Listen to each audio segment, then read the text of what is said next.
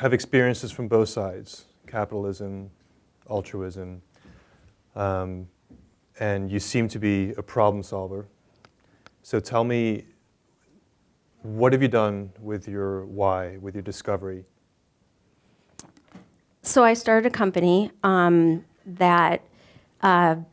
a technology company. I don't have a technology background.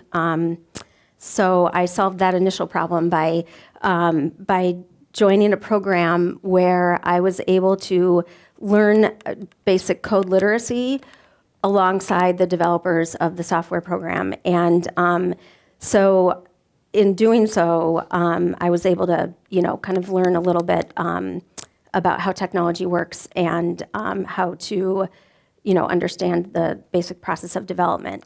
So the customer that I'm serving is actually community-centric organizations like churches and synagogues. And the problem I'm solving for them is that they have declining revenue as people go to church less and budgets are shrinking for municipalities and so on. And they have beautiful space. So my technology marries their underutilized space with people who need to rent space to help them increase their revenue.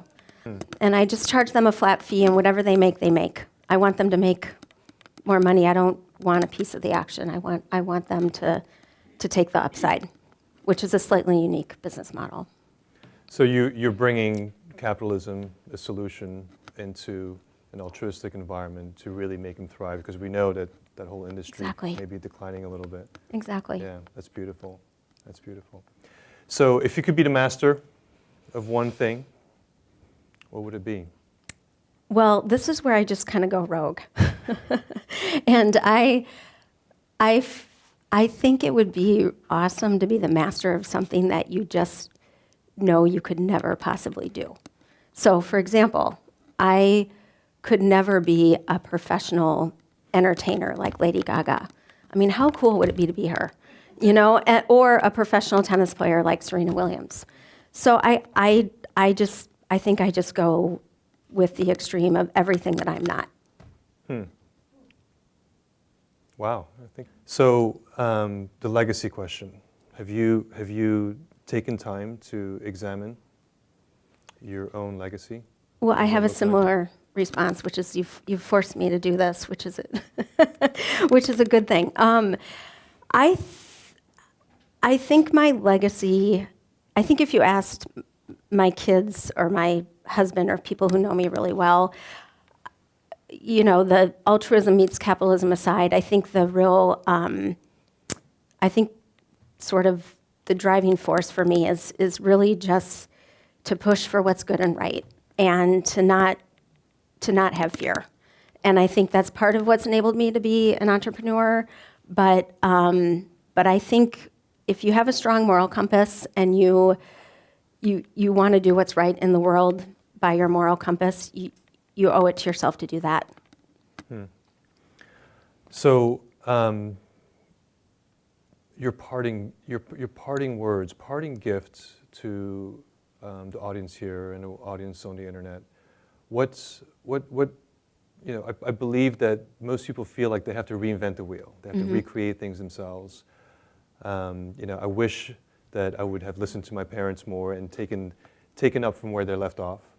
So if you had the opportunity to give somebody a gift in terms of picking up from what you've learned and what you've left off, what would that be?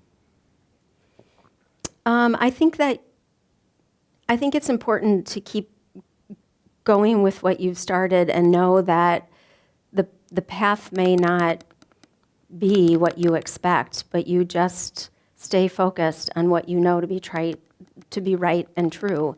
And that, some of the themes that the others have brought up, I mean, it can be an up and down. I failed miserably throughout both my careers, my real career, my nonprofit volunteer career, and my other career, but I never really lost focus on what I was trying to accomplish. It's just that the accomplishment might have been a failure instead.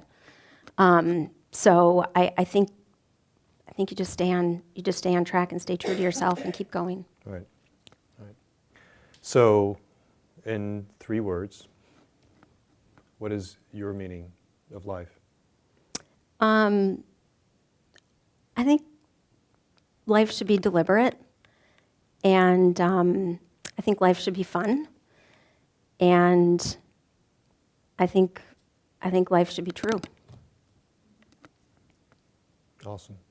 So this process has been interesting for you, and it's been an honor seeing the different revisions and all the things that we've talked about. What has this whole thing meant for you? Well, I think the self-examination is really powerful.